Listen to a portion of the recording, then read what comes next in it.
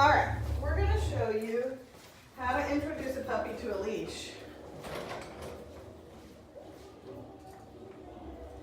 Because most puppies are they either bite the leash or they balk at the leash, or, well, you're getting excited about that.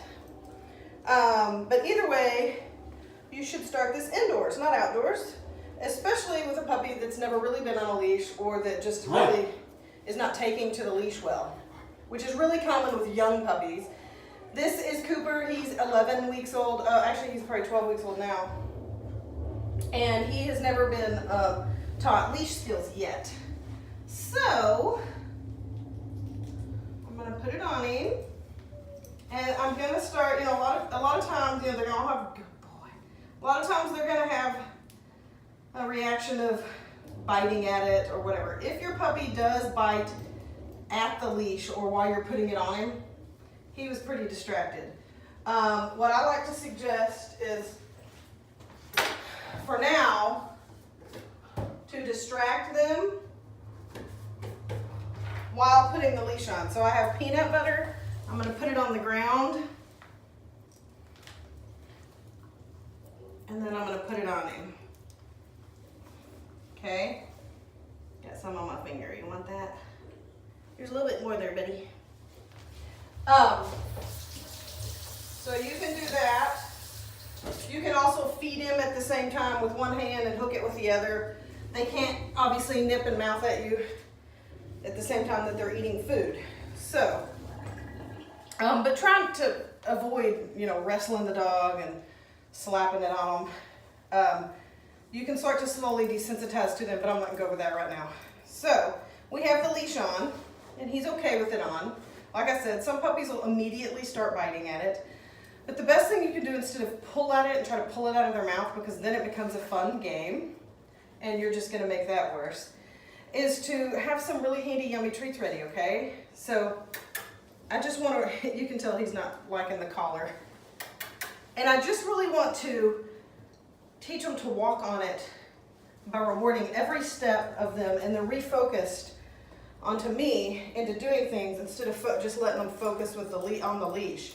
Because if you just start walking around and you have nothing with you, the puppy's going to start grabbing at the leash because they don't know what it is. It's hanging off of them. So, look, watch. Here we go. So like that. He's like, oh yay, neat, something dangling down. But instead, I can be proactive, and I can say, okay, I can take this opportunity to start training him on what to do on the leash instead of just start making it a battle, a little power struggle. So I'm going to reward him for walking next to me and having a loose leash. Good boy. Pretty simple, really. Good boy.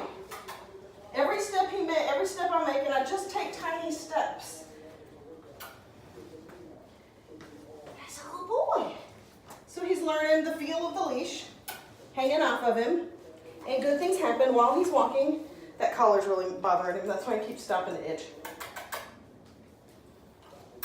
That's a good boy. So and notice how I'm not pulling him around. I'm letting him do all the work. And I'm rewarding every step he makes. Good boy. And I just have this nice loose leash in one hand. And I'm not holding it. I don't have it wrapped around my arm, which so many people do.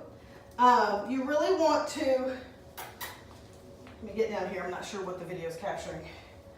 I like to have the loop over my thumb, a little bit here, and I grab here. And then when I do end up walking, I let it hang loose in like a U shape down here. Let me see if I can turn him around. That's a good boy.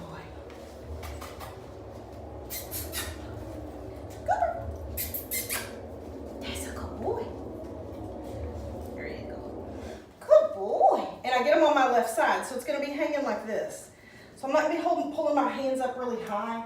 I'm just going to hold my hand down, and then the left hand is just going to be free so that I can use that to feed him while he's on my left side.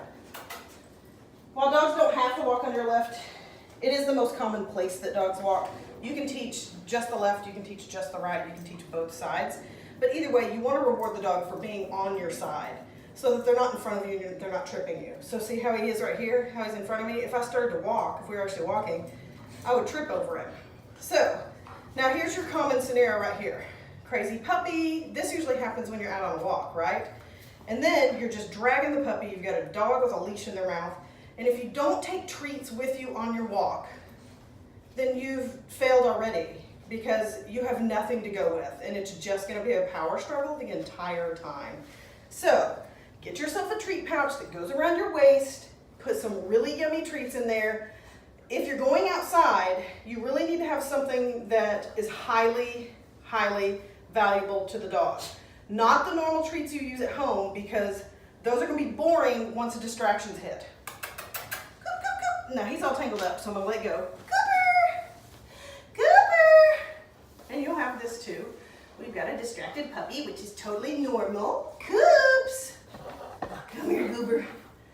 Come here, Goober. That's a good boy. That's a good boy. Let me untangle you, fella. I know. So you're doing too much talking. You're doing too much talking. There you go. So now, good boy. And I'm doing this obviously for the sake of the video. I've done this much longer than I would normally do it. And I obviously wouldn't be talking to someone, so I could concentrate on actually training. So it's going to look like this. If he starts to bite, do whatever you can to get their attention. Coop, coop, coop, coop. If you have to, even throw the food on the ground. Yeah, there we go.